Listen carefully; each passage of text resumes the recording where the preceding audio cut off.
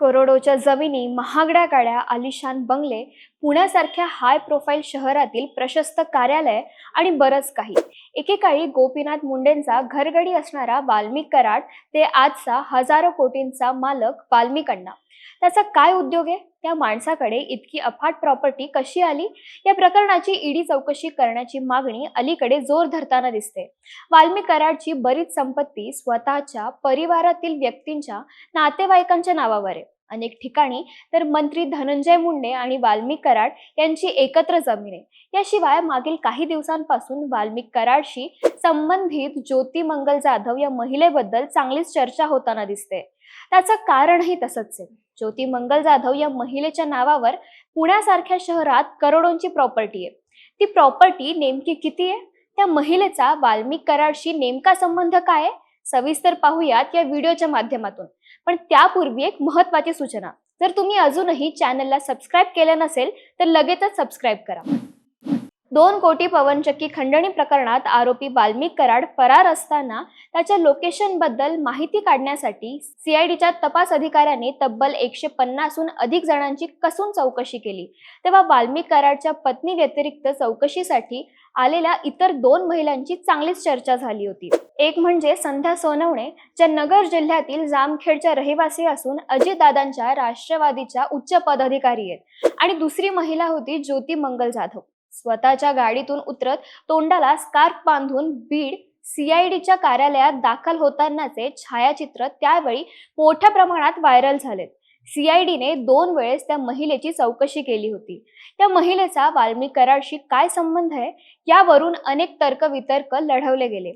मयत सरपंच संतोष देशमुख यांचे बंधू धनंजय देशमुख यांनी त्या महिलेचे नाव ज्योती जाधव असून त्या वाल्मिक कराडच्या दुसऱ्या पत्नी असल्याचा खळबळजनक खुलासा केला होता. आमदार सुरेश धस यांनी काही दिवसांपूर्वी पुण्यातील जन आक्रोश मोर्चात पुणे शहरात वाल्मिक कराडची कोट्यवधी रुपयांची प्रॉपर्टी असल्याचे समोर आणले होते. पुण्यात सर्वात हाय प्रोफाईल समजल्या जाणाऱ्या मगरपट्टा सिटी आणि FC रोड भागात जवळपास 115 कोटींची प्रॉपर्टी असल्याचं धसांनी सांगितलं होतं. पुण्यातील मगरपट्टामध्ये वाल्मिक कराडने ड्रायव्हरच्या नावावर संपूर्ण फ्लोअरच बुक केलेला आहे. अमिनोरा पार्क मगरपट्टा सिटी येथे एका फ्लॅटची किंमत 15 कोटी रुपये, फ्लोअरची किंमत 75 कोटी असल्याचं सुरेश धस म्हणाले होते. वाल्मिक कराडची कथित पत्नी ज्योती मंगल जाधव, वय 37, कायमस्वरूपी पत्ता महादेव गल्ली, दिघोळ रोड, अहिल्यानगर जिल्हा. पण सध्या ज्योती जाधव या पुण्यातच राहतात. वाल्मिक कराड फरार असताना याच महिलेच्या बंगल्यावर 15 दिवस थांबला होता, अशीही चर्चा होते. आता या ज्योती मंगल जाधवच्या नावावर पुण्यात नेमकी किती संपत्ती आहे ते बघूयात. पुण्यातील फर्ग्युसन कॉलेजच्या समोर अर्थात FC रोडवर एक भली मोठी इमारत असून त्यात या महिलेच्या नावावर 3 ऑफिस स्पेसची खरेदी केल्याची कागदपत्रे सध्या सोशल मीडियावर व्हायरल होत आहेत.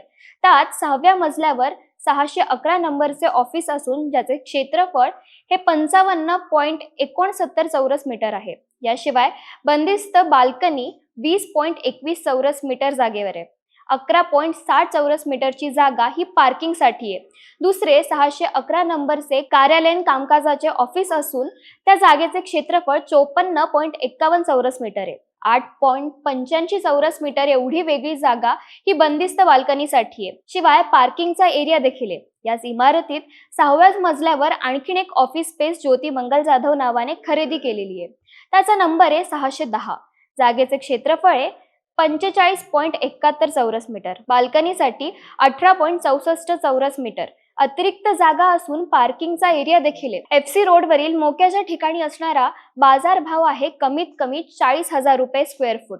त्यानुसार या 2 ऑफिस स्पेसची किंमत ही करोडोंच्या घरात जाते. या इमारतीचे बांधकाम हे नमन डेव्हलपर्सने केले असून या नमन डेव्हलपर्सचे 2 भागीदार अर्थात बिल्डर्स आहेत. एक आहेत इंद्रकुमार भीमराज हाजेड आणि दुसरे आहेत सुशील दत्तात्रय पाटील. वाल्मिक कराडची पोलीस कोठडी संपल्यानंतर त्याला केज न्यायालयात जेव्हा हजर केलं होतं त्यावेळी सरकारी वकिलाने एक महत्त्वाचा युक्तिवाद केला होता की आम्हाला वाल्मिक कराडची भारताबरोबरच विदेशात कुठे कुठे बेहिशोबी संपत्ती आहे आणि कोणाच्या नावावर आहे त्यासाठी 10 दिवसांची पोलीस कोठडी द्यावी असा मुद्दा उपस्थित केला होता. राज्याचे मुख्यमंत्री देवेंद्र फडणवीस यांनी यापूर्वीच आरोपींची बँक खाती गोठवण्याचे निर्देश दिले होते. त्यानुसार कार्यवाही देखील झालेली होती. आता सर्व आरोपींची बँक खात्यामधील मालमत्ता जप्त करण्याचा आदेश न्यायालय केव्हा देते ते पाहणे महत्त्वाचे ठरणार आहे.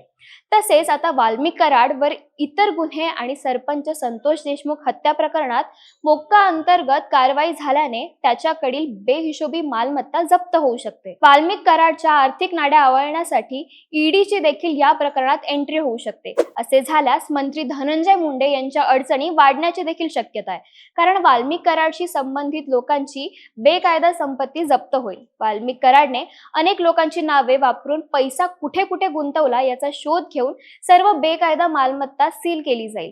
मंत्री धनंजय मुंडे त्यांच्या पत्नी राजश्री मुंडे अनेक व्यवहारात भागीदार आहेत.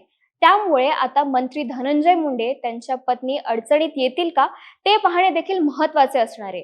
कराडशी संबंधित कोट्यवधींची मालकीण असलेली ज्योती जाधव या महिलेचे आता पुढे काय होणार?